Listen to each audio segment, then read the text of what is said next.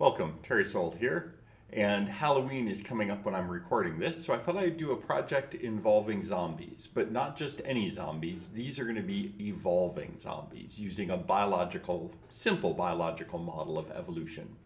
I'm going to be doing this in NetLogo, which is a programming environment that's very useful for setting up multi-agent simulations and models.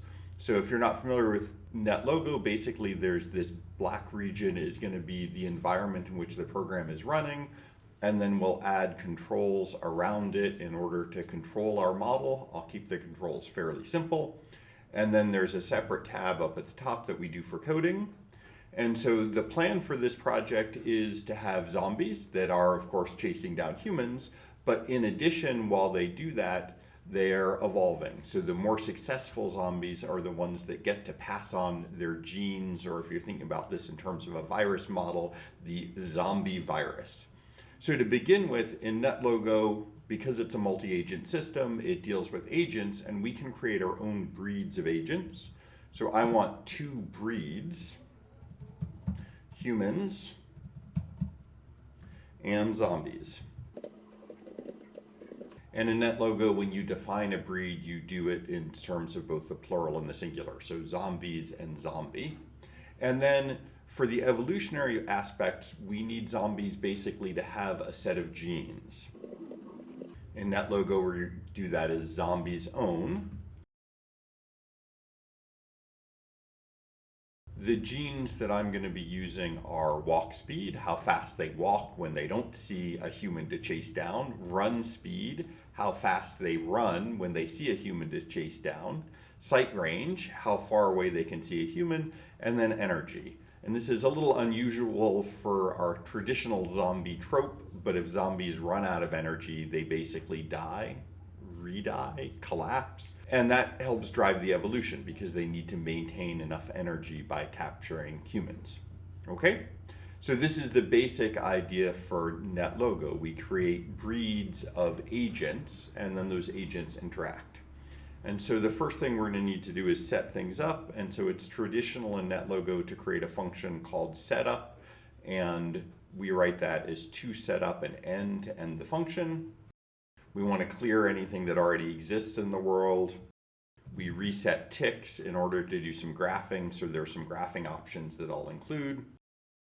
And then we want to begin by creating a bunch of our humans. And in NetLogo, this is just saying we want to create 100 of them, and then we can do some things like give them a particular shape. There's a built-in person shape, and we'll have them start at random coordinates.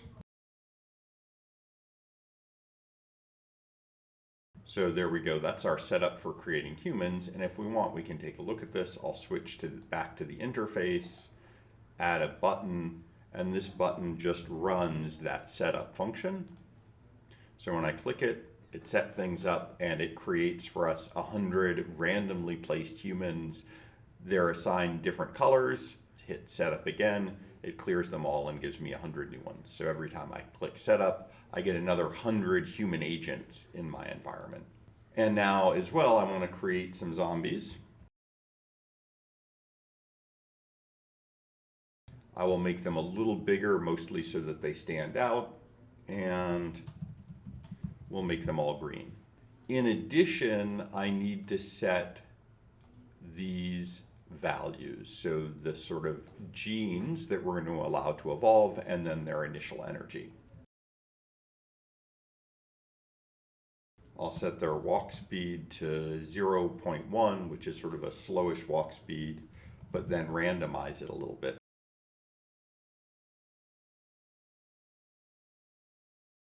And the same thing for the sight range, but I want the sight range to be quite a bit bigger. So the walk and run speed is how far they move, and it's actually measured in patches. So the NetLogo world is divided into little patches, which we can't see because they're all black, but they're about the size of a person. And so everything is measured in terms of patches. So we'll walk at about 1/10 of a patch, plus a little more. We'll run at 1/10 of a patch. Let's make this a little bigger, so the random value will be bigger. And then the sight range will be a whole patch And again, we can add some randomness to that so they can maybe see a little further. So if we set this up, what you'll notice is now we have people and then the zombies, which are green and a little bigger so they stand out. And now we have to actually have them move and interact. So I'll go back to the code and we'll start our next block. Again, pretty traditional for NetLogo. I'll just create a block called Go. You can call it whatever you want, but this is pretty typical. Tick, which is important for plotting. Basically, graphs will be updated on every tick. And then very generally, we want humans to move, zombies to move, zombies to attack. And because the zombies are going to be attacking humans and humans are going to be therefore disappearing over time, I need to add them occasionally. So the idea is, again, to use this tick every 10 ticks. So if ticks divided by 10 is equal to 0, then I'll add another human. None of these exist. These are functions that I need to create. And so now that I've put them in, I'm actually going to comment them out until I've added the code. In NetLogo, a comment is a semicolon. So as expected, I'm getting the error, nothing named human move has been defined yet because I need to define that. So let's define that function. So the way that works is we ask all of the humans to do something.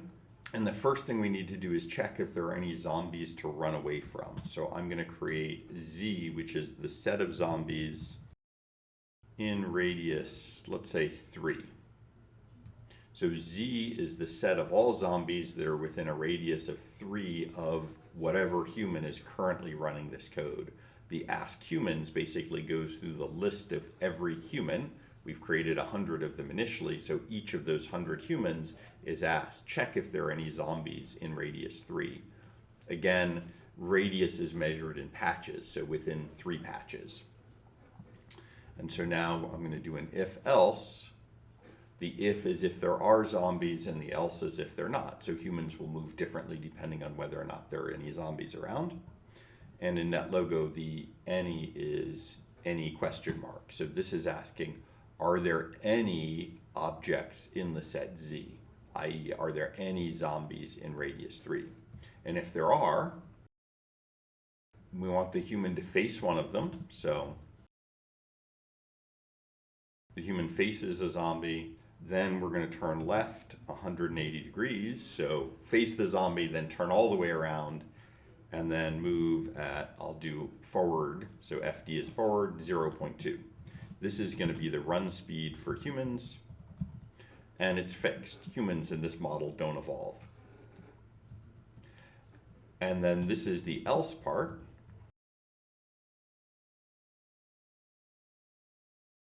If there are no zombies, so this is if there are any zombies in radius 3, else there are no zombies in radius 3, we turn left -10 plus a random 20. In NetLogo, angles are measured in degrees, so we're going to turn left 10 degrees, but then add to that a random number between 0 and 20. So effectively, we get a little bit of a random turn, and then the humans walk forward at sort of a slow speed. So they run twice as fast as they walk, and they run if there are any zombies around. And so this is our part of our go loop. We can check the code, everything looks good. If we go to the interface, I now add a button so that I can do go. And in NetLogo, we can make this a forever button that loops forever by checking here. So when I hit go, it's going to run forever. The other thing in NetLogo, if you're not familiar with it, is there's the speed. We can adjust a slider for the overall speed of the model. I know from experience I probably want to slow this down a little bit. So setup. There's all of our humans and zombies, and if I hit go, we can see the humans moving around. This one, for example, was running away from that zombie. This one was wandering until it got too close and then it ran away. So you can see this one is sort of caught between those two zombies, so you can see it running back and forth between them. So in general, the humans just wander around until they see a zombie nearby, and then they start to run away from it. Not necessarily the smartest behavior in that you see them sort of get trapped between them sometimes, but not a bad start. So that's how our human move works. And again, we can use this slider if we want to sort of speed things up. And what you'll notice if we speed it up quite a bit is they're sort of wandering around, but keeping away from the zombies, because as soon as they see one, they turn and move away.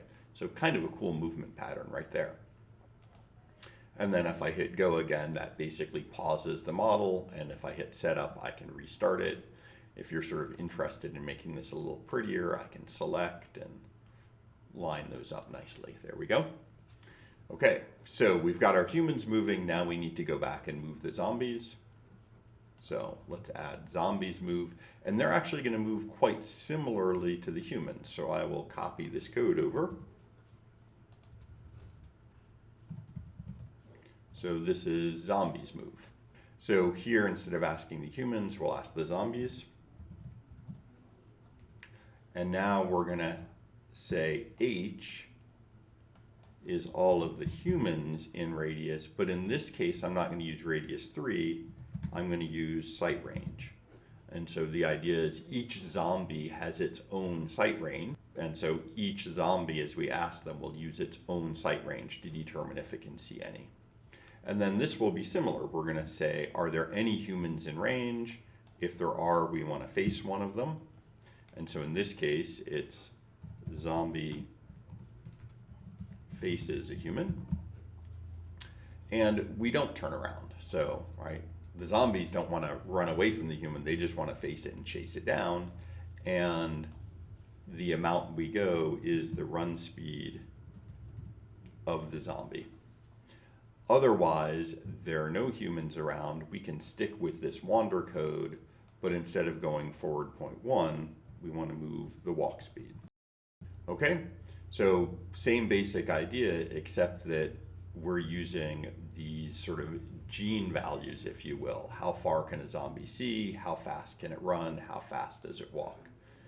In addition, we have energy. So the zombies should be using up some energy as they move. And I'm just going to base that off of the speed they go.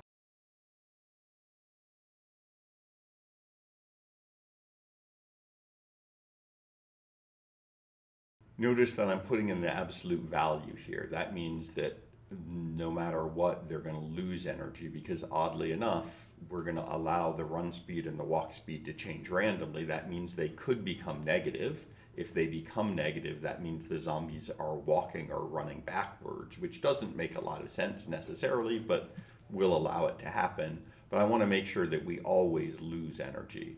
And then finally, regardless of whether they're running or walking, I'm going to have them lose a little additional energy. So this is sort of a resting energy loss. And then finally, if the energy gets to be less than 0, we'll just ask the zombie to die. And so now I can uncomment my zombies move and run this to see what happens. I still don't have a zombies attack or an add human, so those are still commented out. So now if I do setup, slow things down a bit, and go, we should be able to see the zombies are moving, and for example, this zombie is chasing down that human. This zombie is probably just wandering around. Of course, when the zombie catches the human, nothing happens because we don't have any attack code yet. But you can see the humans are sort of doing their thing of running away, and the zombies are doing their thing of chasing down humans. So now I want to do zombies attack.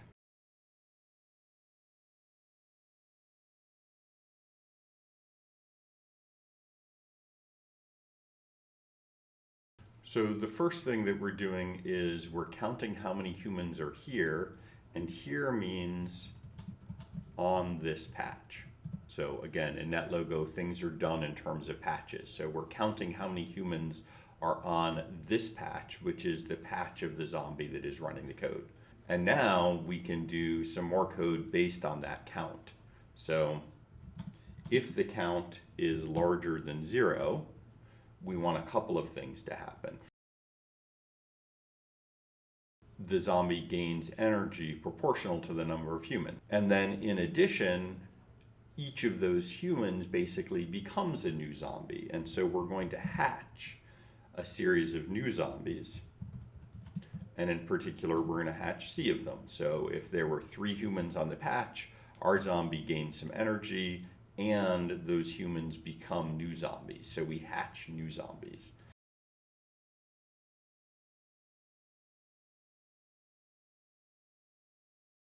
The other thing we have to worry about are the gene values.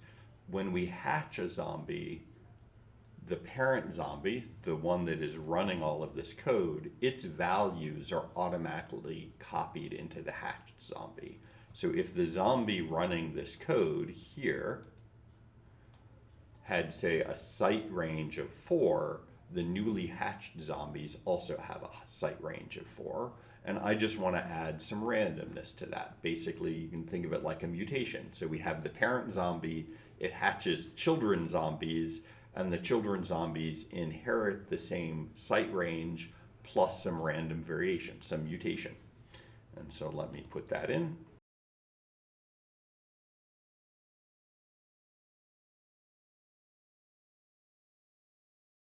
So here's the code for the sight range. We're going to set the new sight range to be the absolute value of what was the sight range minus a random float between 0 and 1 plus a random float between 0 and 1. And so basically that gives us a sight range plus or minus 0 to 1. So the sight range could increase or it could decrease, and those are equally likely. We want the sight range to be a positive, so we'll use the absolute value to guarantee that the sight range has to be positive. And then we'll do the same thing for run speed and walk speed.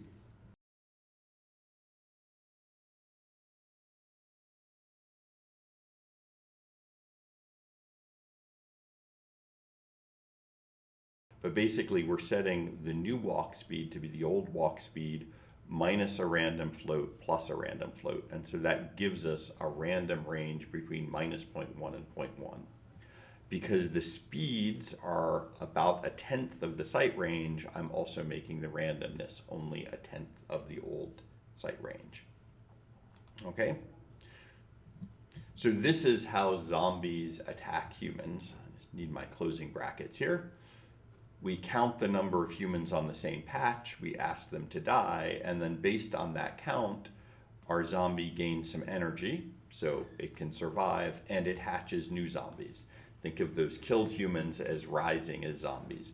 Gruesome, I know, but that's how zombies work. And in the process of rising, they inherit, in really a fairly biological way, the values of their parent. So they inherit the parent's sight range, walk speed, and run speed, and then we add some random mutation to that. Okay, so now we have zombies that can attack humans, and the last thing I want to put in is adding some new humans every 10th tick so that our population of humans doesn't die out altogether.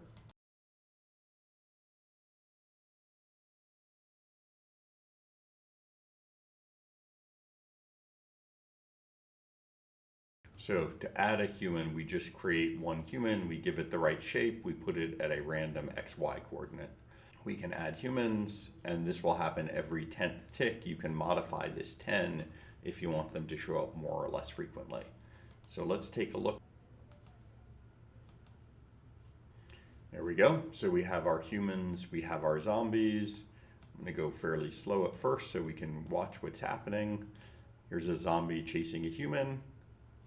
Caught it, and now you can see there are 2 zombies there. So the human died and another zombie appeared. Here's a zombie chasing down some humans. This human is running away. Remember that the zombies have randomized run speeds. Some of them may actually be slower than the humans and not capable of catching them. And as they run around, they're losing energy. So let's speed things up a little bit and see what happens. So here are some zombies trying to chase humans. Here's a cluster, so they must have caught some humans and reproduced a little bit. There's some humans that look like they're going to get caught. So yep, now you can see a bigger cluster of zombies. And so over time, we can see more and more zombies and fewer humans. And one of the things that I'll add in just a minute is some graphs so that we can see what's taking place here. And if I speed this up some more, right, See, most of the humans get caught. In fact, it looks like almost all of them, although every 10th tick another one gets added, and so you can watch them get added every once in a while and the zombies chase them down. The nice thing about NetLogo is we can speed things way up, and it looks like it's slowed down, but that's just because it's not updating regularly. And then I'll slow things way down, and what we get is sort of a hellish landscape, if you will, that is full of zombies, and every once in a while a person appears and the zombies quick chase them down. Right, so there you go. And so what we want to ask is, well, what happened to those genes? What happened to the walk speed and the run speed and the sight range? And to figure that out, we'll need to put in some graphs. So I've left a little room over here. I can add some plots. And the default is to count the total number of turtles, right? Agents are called turtles, which is not what I want to do. So I'm going to change this to plot the mean, which is to say the average sight range of zombies. And let's call this plot gene. And then we'll add, in addition, the other genes. I'll multiply them by 5 because the values are lower and we want them all to scale about the same. So this is going to be the mean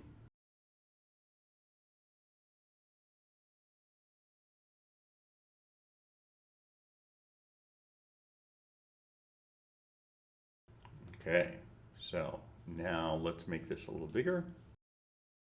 And while we're doing plots, I'll also put one in for the number of zombies, because that's interesting to keep an eye on. So count.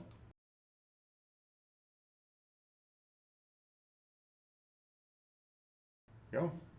So now I have a plot for what I'm calling genes and a plot for the number of zombies. We'll hit setup and go. So you notice the number of zombies starts at 20 and increases as they catch humans, and the genes start sort of where they start, and we can watch them change over time. So there's the walk in gray, a run in red, and a sight in black. And we can already see it looks like the sight range might be increasing a little bit. So if we want to see what's really going on, the number of zombies is increasing as they catch humans. Let's speed this up, basically speeding up our model, our evolution. And then we can slow it back down. So the number of zombies has sort of reached a peak. They've captured all of the humans, although new ones do appear occasionally. But notice what's happening to the genes. The sight is increasing and the run speed is increasing. So why is that happening? Well, the zombies are competing with each other to catch humans. A zombie that is faster, right, we can see this human here, is more likely to catch it first and get to reproduce and pass on its faster run gene. And similarly, if they can see a human further away, they're going to outcompete zombies that can't see as far. So let's speed this up a bit. And we can again sort of project into the future. The number of zombies remains pretty constant because as they move around, they're losing energy and dying, but every once in a while a new human appears and basically injects some more energy into the system. And so if we slow things down, now advanced quite a far into the evolutionary process, what you'll notice is the zombies are wandering fairly slowly, and in fact the walk speed has decreased a little bit. Depending on when you run this, you may get different results, and as soon as a human appears, I'll wait for one to show up, the zombies around it immediately converge, and they converge fairly quickly because their run speed has basically evolved to get faster. The faster the zombies run to chase down a human, the more likely they are to catch that human and get to pass on their genes. You'll also see a slow increase in the number of zombies because as the walk speed decreases, they're basically becoming more efficient in their use of energy. So again, let's zip ahead a little bit sort of evolutionarily, and we can watch how those trends change over time. The sight range isn't increasing all that much anymore because seeing too far isn't particularly helpful if there are no humans, if another zombie is going to beat you to a human, but the walk speed is going down quite significantly and the run speed is still going up. And so what we've effectively evolved here, I will pause it, slow it down, and then we can watch, is what is known as an ambush predator. So if there's nothing around, the zombie's walk speed is almost zero. They basically just sit there and wait, and then as soon as a human appears, they immediately dash out to grab it. Think trapdoor spider if you want, right? If you want to sort of really think about the horrible image of what's happening here. Human appears, the zombies immediately dash after it, right? Almost the moment that a human drops in, we have zombies chasing it down. And because they've evolved their speed, where initially their speed was pretty similar, now their run speed is, let's see, the average is about 2.7, much, much faster than a human. And so what we've created here is a very simple evolutionary model. There are basically 3 genes. How fast do you walk? How fast do you run? How far can you see? And what we see is there's strong selective pressure on all 3. Zombies want to walk fairly slow to conserve energy, but they want to be able to see reasonably far and move quite quickly so that they can chase down humans when they appear. Notice that seeing infinitely far is probably not useful. In fact, it may even be a disadvantage. So think about this zombie here. If a human appears over there and it sees it and starts running towards it, it's actually wasting energy because there's no chance it's going to catch that human. It's too far away. Some other zombie is going to beat it there. So really, they only want to see and waste energy chasing humans that are close enough for them to be likely to catch. And so the sight range reaches some optimum and won't go beyond that, because if you're running after humans on the other side of the map, you're just wasting energy. And so we've really evolved a very optimized ambush predator using not all that much code. There are some things you can play around with. So we could, for example, take that idea of genes and add it to the humans and let the humans evolve. And you can imagine probably see similar evolutionary pressures, bigger sight ranges, faster run speeds to escape the zombies, although we would need a reproductive model to have that happen. Here, the zombies reproduce by basically passing their genes on to the human they infect. Other things that we could do, for example, is look at removing the absolute value that I put in on the energy for walk speed. So I mentioned that at the beginning. When zombies move, we have this absolute value in here for the walk speed. If you've programmed all of this or want to program all of it, you might try taking that out and see what happens. It's actually quite an interesting effect. And then we could add a whole bunch of other things. So we could add genes for, say, strength, if you wanted stronger and weaker zombies, and maybe that also affects their run speed. Once we have this basic model of genes that evolve through mutation when they get passed on, there's lots of things that you can do to play with them. But this particular model I like because we evolve a very traditional kind of predator, an ambush predator, in which zombies are very slow until a prey appears and then they dash out to grab it. And seems very in spirit of the Halloween season. So thank you very much.